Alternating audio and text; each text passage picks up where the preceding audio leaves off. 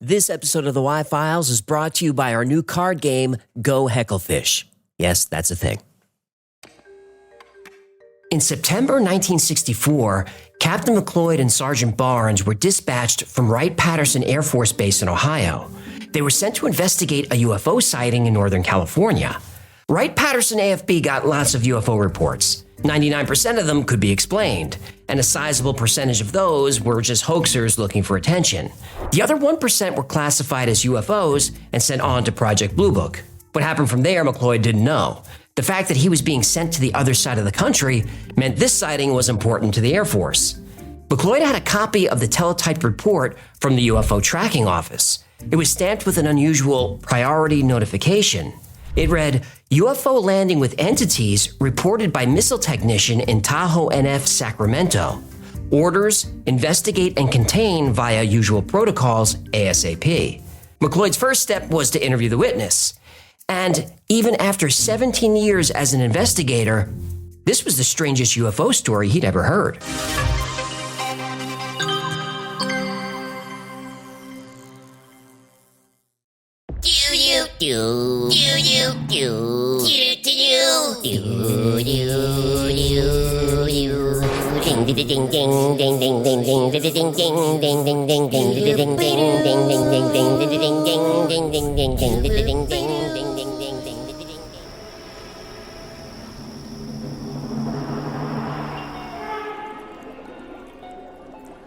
Here you are, sir. Belvedere martini, shaken, not stirred. Pearl onions. Yeah, thank you, honey. Grab a chip off my stack and get yourself something nice, would you? Got it, girl. Ah, new face at my table. May I join you, Mr. Pond. James Pond. Go ahead, take a load off. I'm Dr. Human, the owner of this establishment. Merci. You seem to be down a few chips, Mr. Pond. I hope you're finding our tables fair. Yeah, you know what they say about chips, don't you? It's not the size of the stack that counts. It's how you slide it in a pot. Besides, I heard this is the best casino in Monaco. Flattery may work out there, Mr. Pond, but in here, it's your bets that count. Would you and your small stack care to raise the stakes? Fortes fortuna juvat. Well, judging by your lack of fortune, your boldness does not seem to be working tonight. Don't worry about me. I got good instincts for the game. Yeah, but instincts can be deceptive, Mr. Pond, especially in unfamiliar waters. I'm no stranger to swimming with sharks, Dr. Human. Yeah, but not all predators are created equal, Mr. Pond. There's always a bigger fish. And that's why I carry a big hook. And I got the biggest worm you've ever seen. And if I bite, Mr. Pond, are you fish enough to reel me in? Yeah, there's only one way to find out. Do you have any cryptids?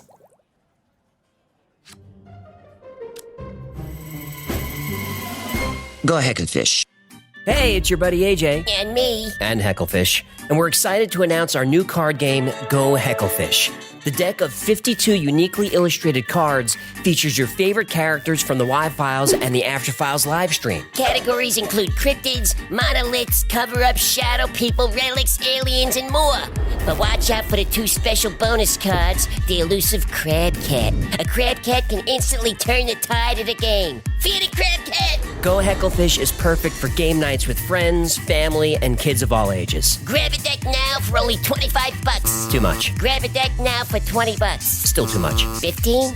That works. For only $15, grab your Go Hecklefish cards today and experience the Y-Files like never before. Amount of fun may vary. Hecklefish does his own voice. Who does your voice? Fear the Crab Cat? Not guaranteed.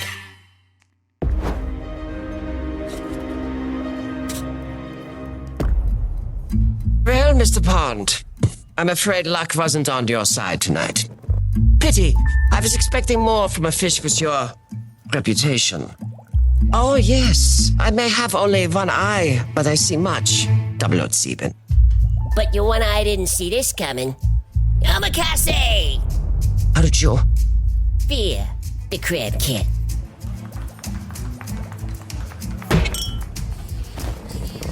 You may have won this round, Mr. Pond, but we will meet again. But if this stupid commercial gets a lot of views, you can count on it.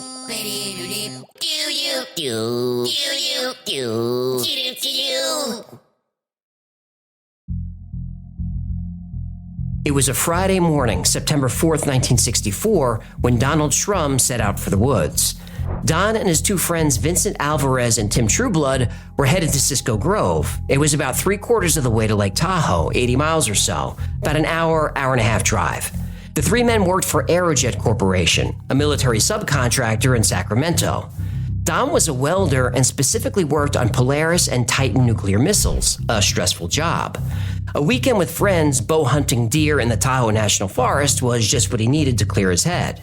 Firearms were prohibited in the National Forest this time of year, and that suited Don just fine. He was a skilled bow hunter. He preferred the bow over a rifle anyway. It felt like real hunting. It was quiet, peaceful even. Well, as long as he's not hunting with hooks and worms, he's all right by me. The men quickly set up camp, hit the forest, and fanned out. They had no communication equipment, so they had to stay within shouting distance. They had an agreement that if anyone got separated by nightfall, they would return to the campsite. By sunset, Don hadn't spotted any deer. As he decided to head back to camp, he realized he got turned around at some point. He was lost. He shouted for his friends but didn't get a reply. Being out in the woods alone at night wasn't a good idea. Other hunters had reported bears and other predators in the area, but it was getting dark and the temperature was dropping. Don had no choice. He'd be staying in the woods that night, but there was no way he was doing it at ground level. Don made for high ground, found a massive pine tree rooted on a cliffside, and started climbing. You see, I normally think it's stupid you came from monkeys, but I gotta admit, sometimes it comes in handy. Don had a military-type belt that could serve as a harness. He found a strong branch and secured himself. He was high enough that a bear or wildcat would have to work to reach him, but they could reach him, so he'd have to stay awake all night. Don was fighting sleep when he saw a light through the trees. He assumed that his friends had reported him missing, and this was the Forest Service sending out a rescue helicopter.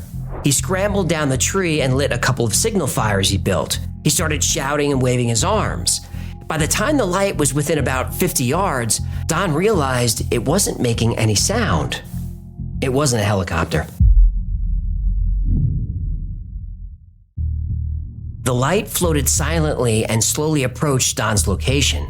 He quickly put out the signal fires and climbed back up the tree. It was dark and he was wearing all camouflage. His plan was stay still, stay quiet, and wait for the light to pass. The light was small, maybe 8 or 10 inches across. At first, Don thought this was a tiny spacecraft. The light moved slowly and silently. Then the light started swaying. It was scanning the area. The motion of the light allowed Don to make out the shape of the craft. It wasn't small. The ship was an enormous black cylinder, 150 feet long, the size of a 14-story building lying on its side. The beam of light was searching the canyon, the trees, the large rocks in the area. Then the light stopped. On the hull of the craft, Don saw 3 horizontal slits of light appear. The slits expanded into tall, narrow rectangles of light. They were windows or doors opening on the side of the craft.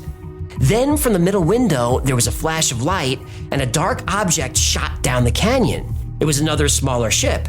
By this point, Don was terrified. A few seconds later, the small ship floated up to the ridgeline near Don's tree and came to a stop. He could see a blinking light on top of it. It was shaped like a flying saucer that he'd seen in pictures. Don was doing everything he could to remain still, but he was trembling. The silence made the experience worse. He could hear the sound of the wind blowing up from the canyon and hitting the trees, but the loudest sound was his blood pumping through his ears. He hadn't believed in UFOs or aliens or any of that. He considered himself a regular guy. He was a welder by trade. On the weekends, he enjoyed hiking, hunting, or just hanging out with his family. This was the last thing he expected. Don didn't move. He had to remind himself to breathe. He looked at his hands, and he was squeezing his bow so tightly that his knuckles had turned white. 5 minutes went by, and it was an eternity. Then Don heard branches breaking and bushes rustling. Something was forcing its way through the brush and headed right for his tree.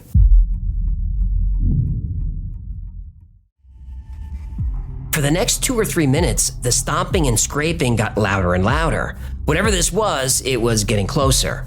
The sound stopped. Two shapes emerged from the brush. At the tree line stood a pair of beings, humanoid but definitely not human. They were between 4 and 5 feet tall, wearing silver suits. Don couldn't make out their faces, but he could see they were wearing some kind of eyewear. He thought they resembled welding goggles. The beings seemed interested in the surroundings. They were carefully picking leaves and placing bits of soil into tubes with long, slender fingers. They slowly walked in the direction of Don's tree.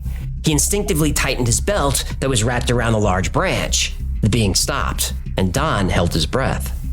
Then he saw the two creatures slowly tilting their heads back as they scanned up the tree. They must have heard him.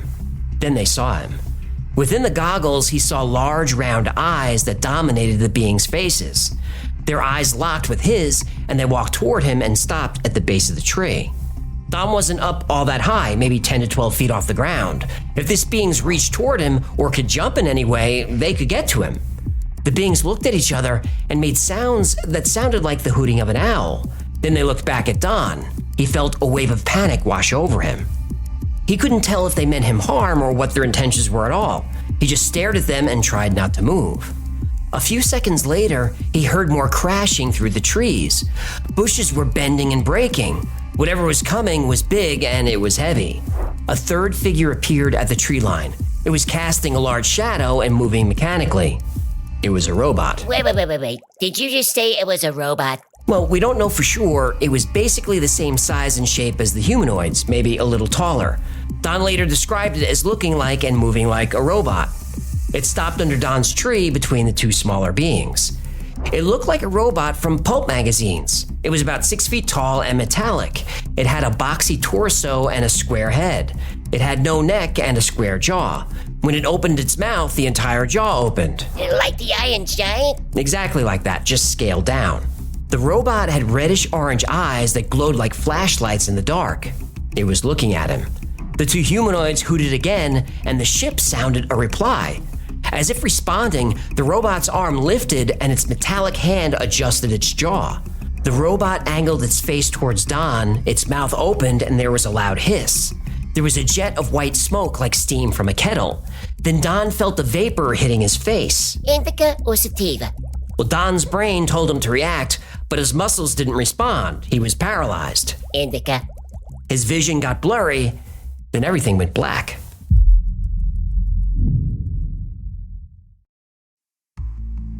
Don woke up slumped over the branch. It's a good thing his belt was firmly attached or he would have fallen out of the tree. He shook off the paralysis and was hit with a wave of nausea. He looked down and the beings were trying to climb after him. Don was dry heaving as he inched higher up the tree. The robot reached for its jaw again, preparing another attack. And Don considered this an escalation. He grabbed an arrow, knocked it, and drew back his bow. He aimed for the chest of the robot. It was only 8 or 10 feet away. At this distance, an arrow from a 60-pound bow moves as fast as a bullet from a rifle. He let it fly. A fraction of a second later, the arrow hit the robot square in the chest. There was a bright flash of sparks as the robot stumbled backward. The humanoids retreated to the tree line. It worked. Then the robot steadied itself. Along with the beings, it returned to the base of the tree. It raised its arm, opened its mouth. There was a hiss and another blast of white vapor. Don inched a little higher, but he couldn't breathe. It was like there was no air. He felt himself black out again. When he came to, the humanoids were trying to figure out how to get him out of the tree again. Knock! He grabbed another arrow. Draw! He drew back as far as he could. Loose! He released the arrow. Again, he hit the robot square, and again there were sparks. And again, it stumbled backward. The humanoids also retreated. Before the robot could get its balance, Don hit it square in the chest again. This time it almost lost its balance and fell over, but it didn't. It regained its footing and started back toward the tree. I keep shooting that thing! When Don reached for his quiver, it was empty. He was out of arrows.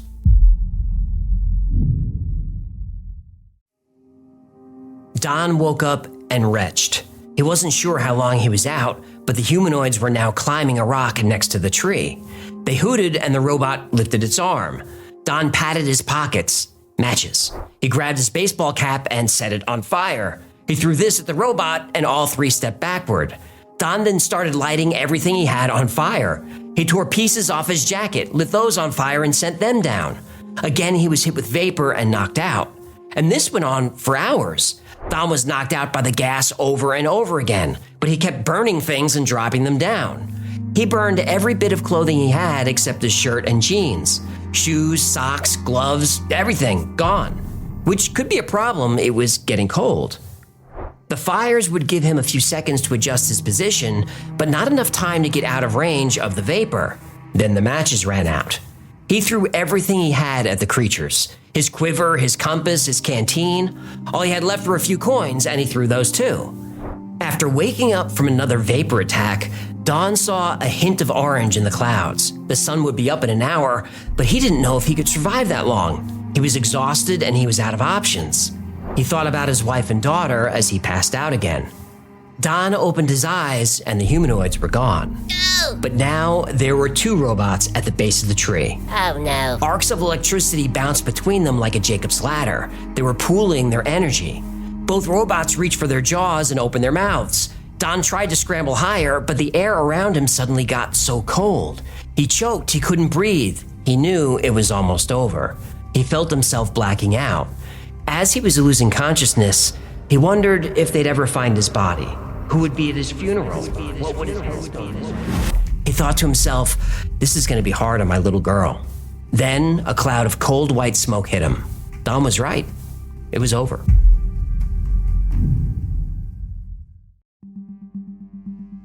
When Don woke up, he was hanging off the tree by his belt, arms and legs dangling.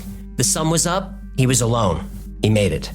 Don carefully adjusted his belt and slowly came down from the tree. He grabbed his compass and headed back to camp, barefoot, freezing, and exhausted. He told his friends what happened. They believed him. One of them saw the ship too. And when Don got home, he told his family what happened. Now, his mother-in-law knew— Wait. What? He told the mother-in-law? Always a mistake. Well, he told his wife, and she told the mother-in-law. Women. What? Communication is important in a marriage. Oh, you poor simple bastard. Anyway, his mother-in-law knew an astronomy professor at a local community college. She thought his science background could help him explain the lights, the object, and what happened. A couple of weeks later, Don spoke to the professor and recounted every detail he could. The professor thought this event was important and decided to contact the nearby McLeod Air Force base. Everyone's got a big mouth in this story. The professor gave the Air Force a summary of Don's story and the location of the incident. Within days, 2 investigators were sent from Wright-Patterson AFB in Ohio, Captain McLeod and Sergeant Barnes. They didn't want to meet Don at his house. Instead, they met him at a vacant rental in the area. They told Don to come alone. He did. The only things in the house were a table and 2 chairs. Sketchy. Well, they just wanted to control the area and hear Don's story without his family around. Yeah, I like it. Well, remember Don worked at a highly secure nuclear missile facility. The Air Force needed to get to the bottom of this. Yeah, I don't trust these guys. Yeah, well, they brought along a bulky reel-to-reel tape recorder and extensively documented Don's entire 12-hour encounter. The investigators asked Donald detailed questions about the creatures. What did they look like? Their height, skin texture, clothing. How did they move? What abilities or tools did they have? They asked specifics about the large ship, its shape, visible features like lights and markings. How did it maneuver? They asked Don how he fought back against the attack, how effective he was, and which creatures he targeted.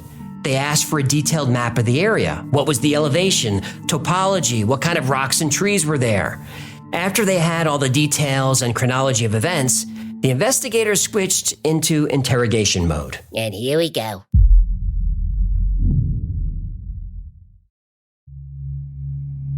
The friendly investigators weren't so friendly anymore. The investigators became interrogators, and they came at Don hard. Time to lawyer up, Chief. They offered alternative scenarios for what happened.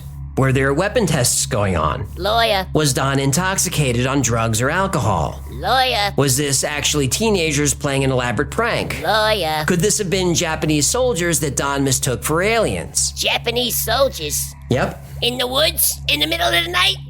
Yeah, Don said that was ridiculous. He saw what he saw, he was telling the truth. He even showed them an arrowhead that had bits of metal on it from the impact with the robot. The Air Force took the arrow as evidence. And he never saw it again. And he never saw it again. The investigators left and did not follow up. During rifle season, Don went back to the area where the encounter happened. There was an orange circle around the tree. The whole area had been raked clean for about 50 feet around the tree. There were still rake marks in the dirt and a few cigarette butts around the perimeter. It was obvious the Air Force was there and cleaned everything up. Soon after that, Don developed anxiety. He suffered severe PTSD, including walking nightmares for about a year. Hearing owl sounds would trigger a panic attack.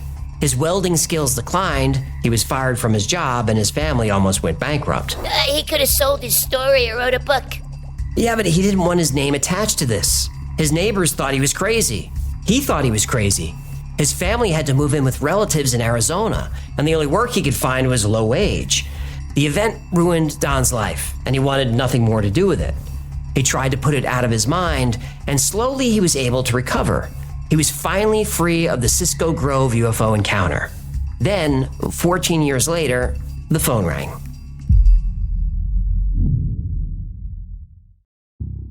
Don's case resurfaced when groups like NICAP and MUFON were going through old files. His was intriguing enough to attract the attention of Hollywood. Don's story ended up on an NBC special called Project UFO.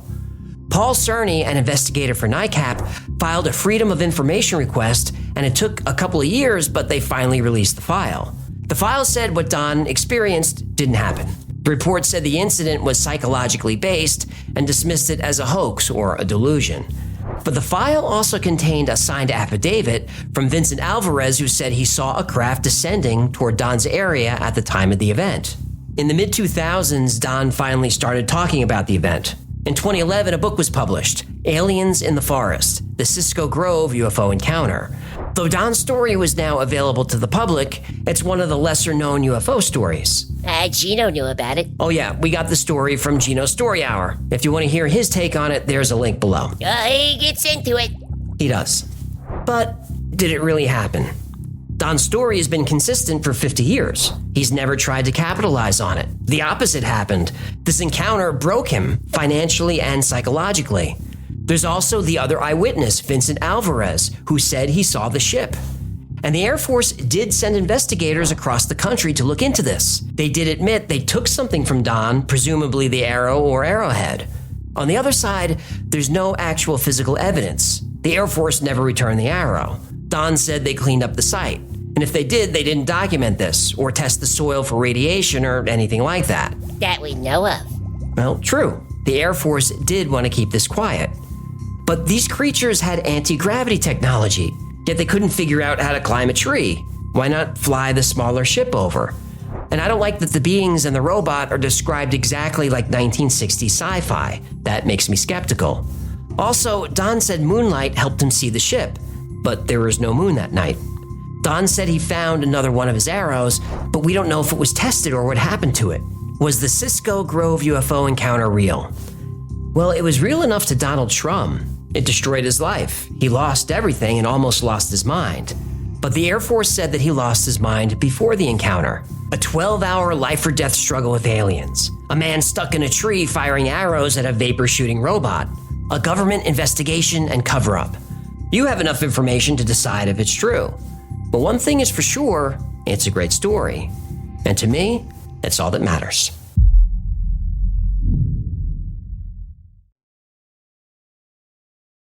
Thank you so much for hanging out with me today. My name is AJ. That's Hecklefish. Yo, mamacita. This has been the Y-Files. If you had fun or learned anything, do us a favor, subscribe, like, comment, share. That stuff really helps the channel.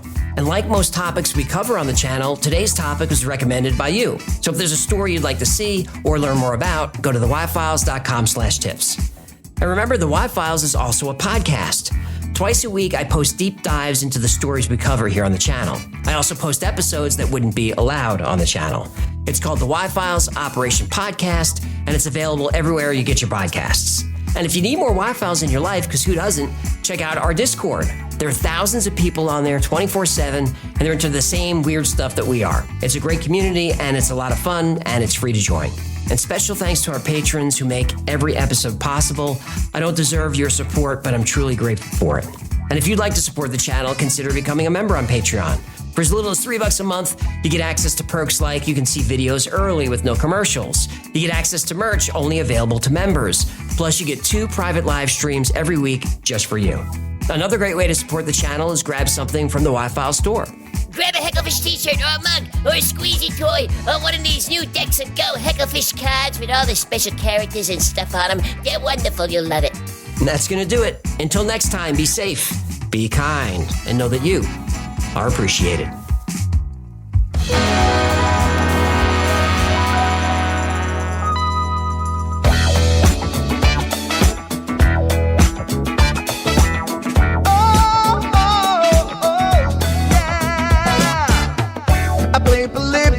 In Area 51, a secret code inside the Bible said I would.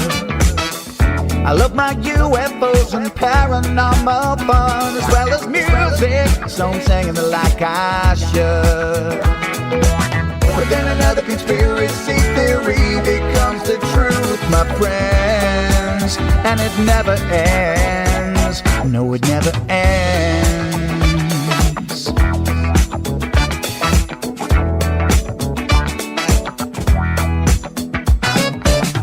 I feel the crap cat and I got stuck inside Mel's hole with MK Ultra of being only too aware. Did Stanley Kubrick fake the moon landing alone on a film set, or were the shadow people there? The Roswell aliens just fought the smiling man, I'm told, and his name was Cold. And I can't believe I'm dancing with the Hecklefish on Thursday nights, Wednesday J2, and the Wi-Fi's helping me all through the night. All I ever wanted was to just hear the truth, so the Wi-Fi's on repeat all through the night.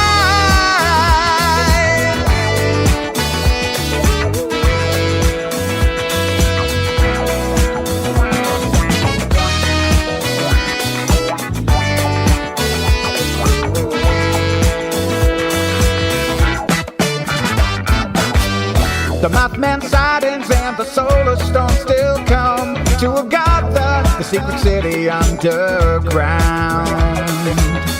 Mysterious number stations, planet Serpo 2, Project Stargate, and what the Dark Watchers found. We're in a simulation, don't you worry though. The Black Knight satellite, it told me so. I can't believe I'm dancing with the Hecklefish on Thursday nights, Wednesday J2, and the Wi-Fi's helping me all through the night. All I ever wanted was to just hear the truth, so the Wi-Fi's on repeat all through the night. Hecklefish on Thursday nights, Wednesday J2, and the Wi-Fi's helping me all through the night.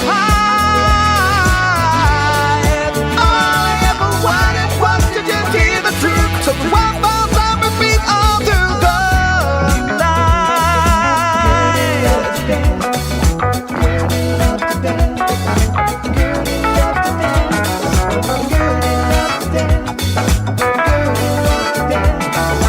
Gertie loves to dance. Yeah, Gertie loves to dance on the dance floor because she is a camel, and camels love